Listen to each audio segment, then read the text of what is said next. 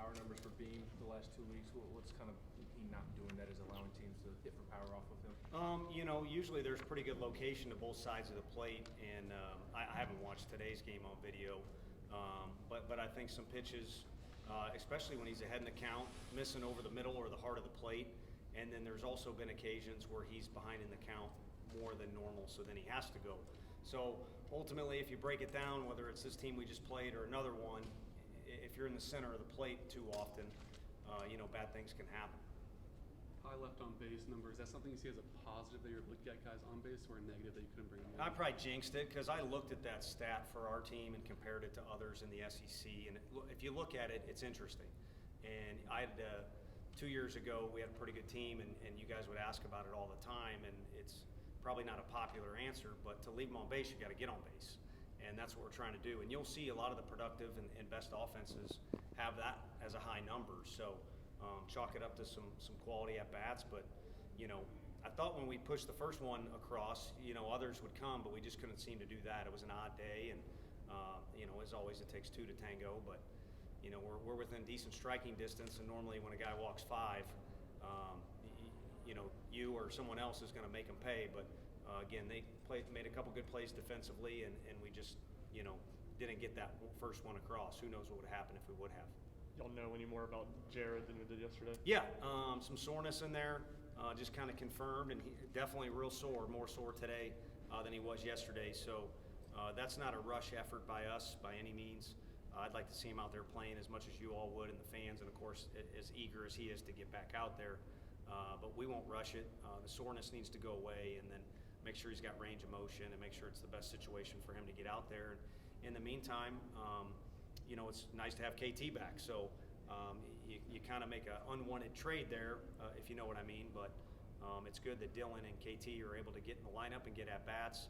And then Griffin's always itching to get out there defensively too. So we'll manage it as we see fit as we head into Tuesday. Y'all been able to confirm that it's not a big deal, though, that he's all right? Like, it's not like a huge long-term deal? Yeah, I mean,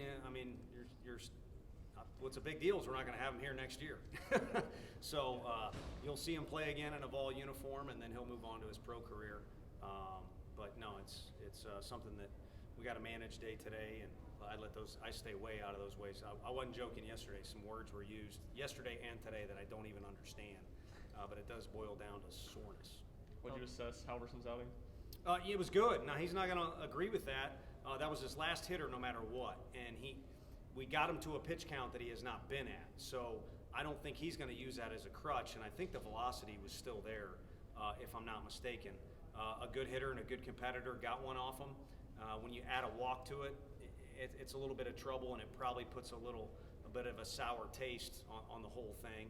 I know he gave up a solo earlier, but that's cost of doing business as it relates to throwing strikes. But if you look at it 2 days from now when the emotions have gone away, he's been dying to start. He don't say it to me, but all these kids like the starting role, and he got a starting rep. He warmed up like a starter. He started the game for us, and he got to a pitch count that almost is worthy of, basically about what Lindsey did his first start. So now we know we can use him in that role, and certainly with his stuff, the way he was rolling, we know when he's at his best, we can use him in a Burns-type role.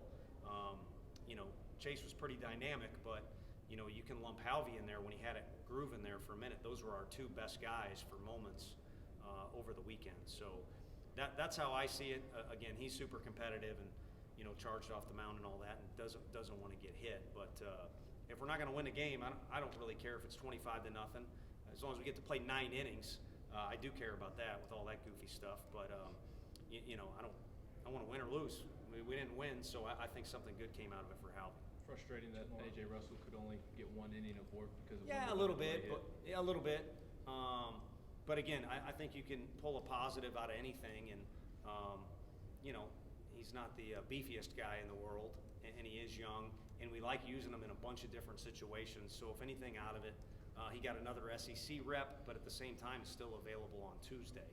And he's, again, a guy we'd like to use in a variety of roles. So rather than gassing him out and he's not available for Thursday's SEC game, or not able to maybe do something that we think can set him up for future success on Tuesday, we'll take it the way it is. What's the message going forward for Tuesday to snap back into it?